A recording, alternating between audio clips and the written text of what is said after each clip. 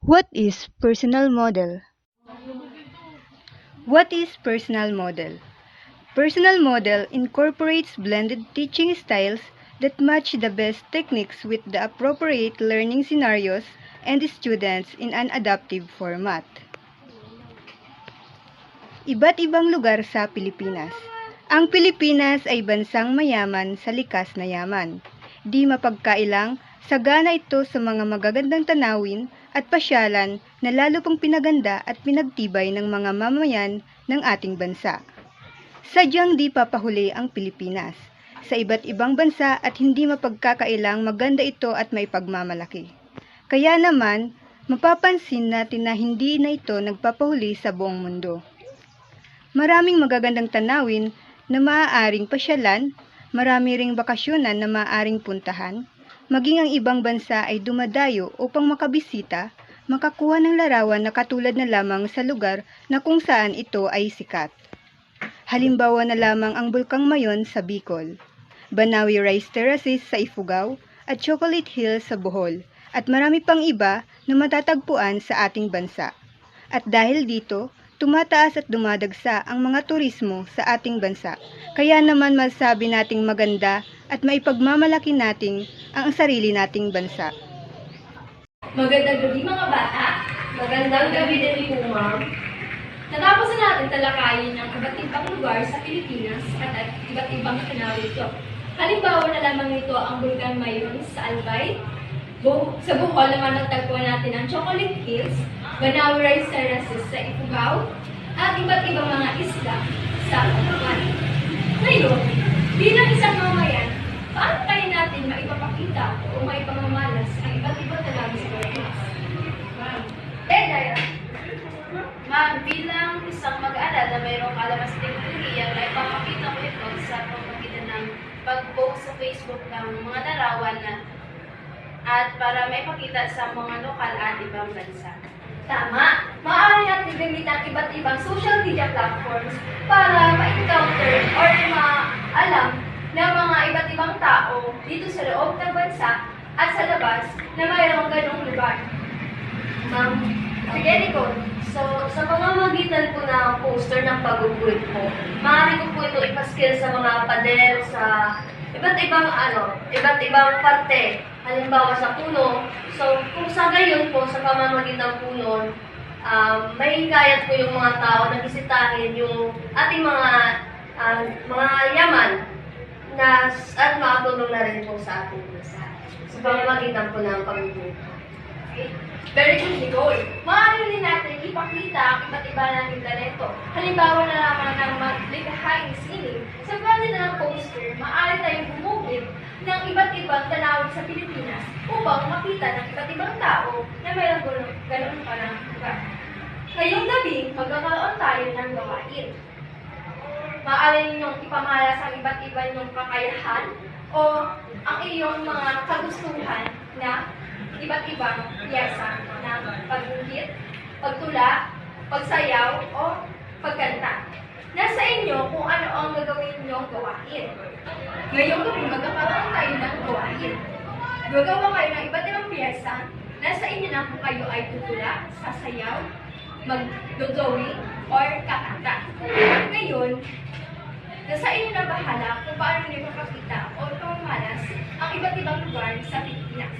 Bibigyan ko kayo ng isang oras para gawin ito. Mga bata, tapos na ang inyong oras. Sino gustong mauna? Sige, Jen. Ang ginawa ko po ay tula dahil mahilig ako magbasa at gumawa ng tula tungkol sa aking binasa. Pinamagatan ko ito, Pilipinas ko'y kay ganda. Magandang tanawin sa mga probinsya sa Luzon, Visayas at Mindanao nga. Kung may taas man o dakong ibaba, masisilayan mo'y tanawin may sigla. Paghubod sa norte, ipagmamalaki ang mga turista ay mabibighani. Itong 100 Islands ay nakawiwili, piyak lang bukod doon ay mapapawi. Pumunta sa Baguio sa taas ng bundok, tiyak nakikilig sa lamig ng puok. Sa dagat, Banawi, huwag mong ilimot, sa mga bisita ay ating itampok. Boracay Island, tila paraiso, sa Cebu at Bohol, ikaw ay magpuno. At kung mapagod huminga ng todo, kumain muna nitong halo-halo. Ang bansa kong ito, bansang Pilipinas, ang katani ay may sigla ng gilas, sinumang sasakop at magmamataas aking itataboy, hingang may mautas. Magaling, Jaira. Palakpakan natin si Jaira.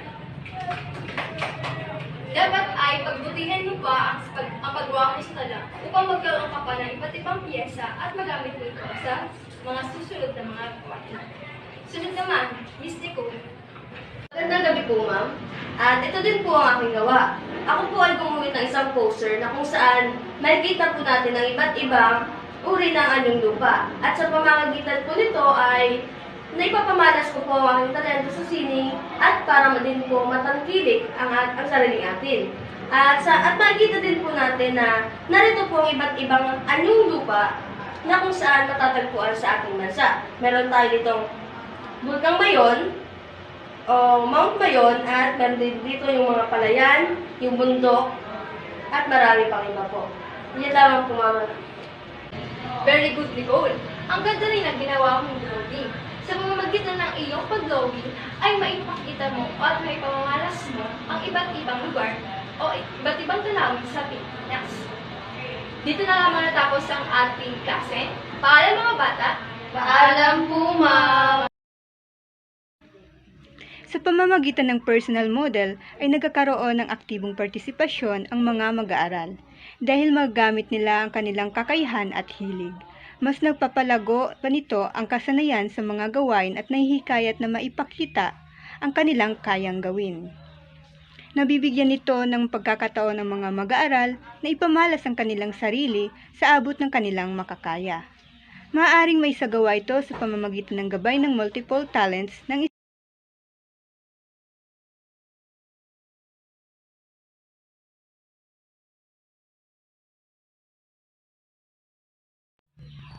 Bilang isang guro, nais nating magbigay aral, inspirasyon at kaalaman sa ating mga mag-aaral.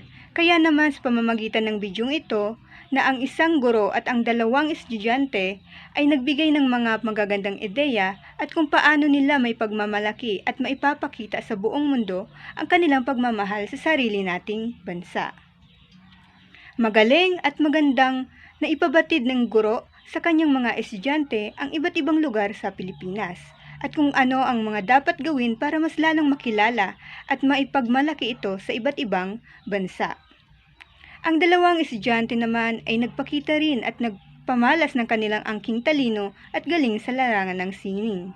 Ang isa ay gumawa ng napakagandang tula at ang isa ay gumuhit ng magandang mga tanawin at lugar na kung saan ito ay makikita at matatagpuan sa bansang Pilipinas. Napaka-importante na dapat ay maipakita at maipagmalaki natin ang ating sariling bansa at ang mga nakatagong magagandang tanawin at lugar upang mas lalong umunlad at mahikayat ang mga tao na ito ay puntahan at pasyalan at mas makilala hindi lamang sa Pilipinas kundi sa buong mundo. Yun lamang po at maraming salamat.